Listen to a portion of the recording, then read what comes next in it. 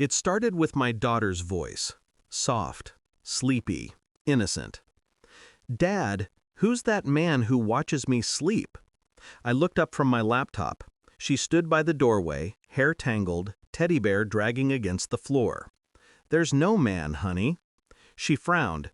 "He comes out when it's dark." That night, I didn't sleep.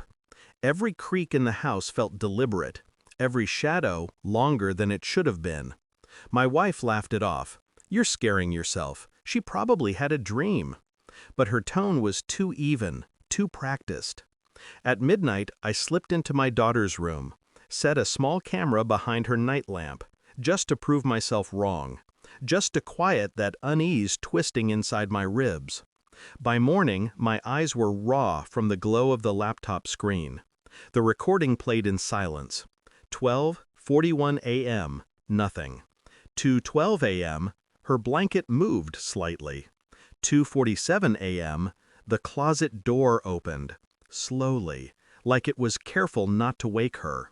A man stepped out, tall, barefoot. He stood beside her bed, watching. His hand hovered inches from her face. And then he looked up, straight into the camera. I froze. He smiled. I didn't scream, didn't rush upstairs, didn't even breathe for a few seconds. Instead, I rewound the footage, paused, zoomed in. It wasn't a stranger. It was Daniel, my wife's coworker, the one who stayed late at the office with her, the one who helped fix the fence last month. I stared at the screen until the cursor blinked over his face like a heartbeat. My mind felt detached from my body, analyzing instead of reacting. She had brought him here, into my daughter's room. Why? I asked my wife that morning if Daniel had come by recently. She didn't even look up from the sink. No, why? Her hands shook slightly as she rinsed a glass. A tiny tremor that most would miss. I didn't. Later, when she hugged me goodbye, her perfume smelled faintly like his cologne, that cheap woodsy scent he always wore to Sunday barbecues. I smiled, kissed her cheek, and said, "Drive safe." Inside, something inside me broke, but quietly, like a crack under ice. I became methodical, mechanical, installed a second camera, this time in the hallway, another in the living room, small, hidden, wireless. No one knew. Days passed. I acted normal, joked with my daughter, watched TV with my wife. I even invited Daniel over again, pretending ignorance. He declined with a tight smile, avoided my eyes. At night, I reviewed footage. Patterns emerged. She left the house every Tuesday and Friday at 8 p.m., said she was meeting clients. Her car tracker, yes, I installed one, showed she drove to the same address, Daniel's. The footage from one Thursday night ended with her slipping into my daughter's room, glancing toward the camera's direction as if checking, then whispering something to someone inside the closet. I turned up the volume. Static. Then a low murmur, a man's voice. "He doesn't know, does he?" Her whisper back, "Not yet, not yet." That was the moment my grief curdled into clarity. I spent the next week gathering evidence, photos, recordings, logs, GPS data, everything precise, time-stamped, irrefutable. I didn't confront her, not yet. I let her walk through the house, unaware that every corner now belonged to me, my surveillance, my silence. The walls were no longer hers. They were mine. Friday, 9:03 p.m. She came home early, said Daniel's wife was having a baby, her tone too rehearsed. I sat at the dining table.